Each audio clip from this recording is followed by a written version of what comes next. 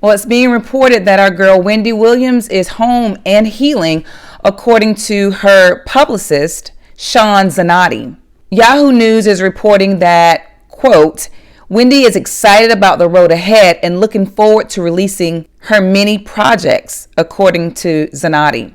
But it's also being reported that she's still not in a position to review and sign contracts. Based on that statement, here are a few of my thoughts. Hi there, everybody. I'm Dr. Macie Smith, the Social Gerontologist, providing education, training, and caregiver coaching to help you and your families reach the next best level of care. So it's being reported by Wendy's publicist, Sean Zanotti, that Wendy is home and she's healing.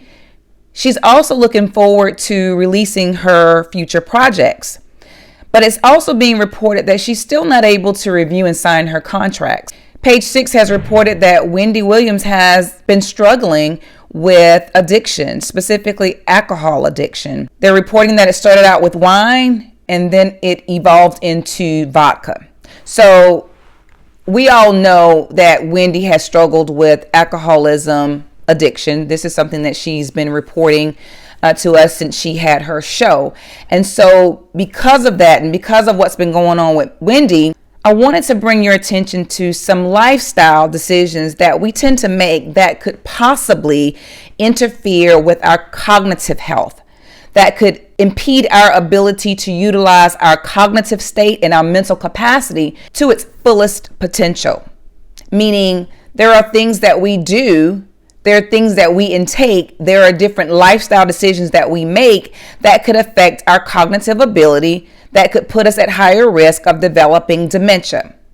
Dementia is a set of symptoms or a group of behaviors that appear or that develop as a result of having some level of cloudiness or impairment to one's mental capacity.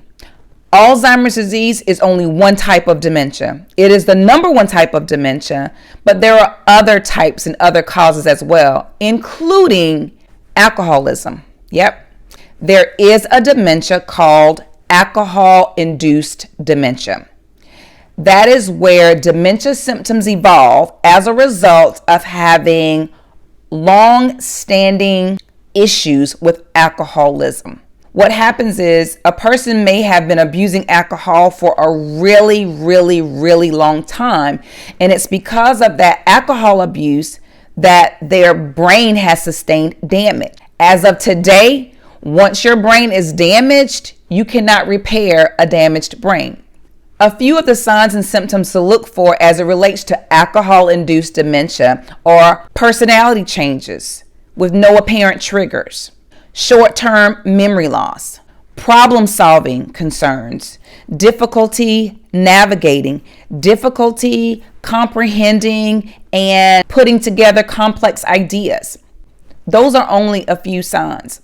I'm not saying that Wendy has alcohol-induced dementia, but based on what I've been following in the media, what she has reported, in my own experience providing support to families living with various types of dementia, I think this is a conversation worth having.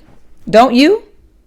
Just think about, you may have had a loved one who you knew had struggled with alcoholism, and you probably thought that loved one was drunk 6 o'clock in the morning, but maybe they weren't. Maybe they have alcohol-induced dementia. So just think about it this way. Whenever brain cells are damaged, information cannot connect the way it's always connected. For example, we have a good connection now.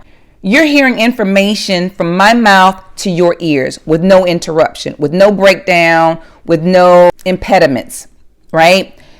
So you're taking in the information and you're doing something with the information. You're receiving the information just like I'm giving it. If there was some interruption in our connection, say I started buffering or the internet connection was weak, you start to hear every third, fourth, fifth word. If you go and try to repeat what I said, or if you try to take in that information and do something with it, it's not going to be what I intended because there was interruption in the information flow.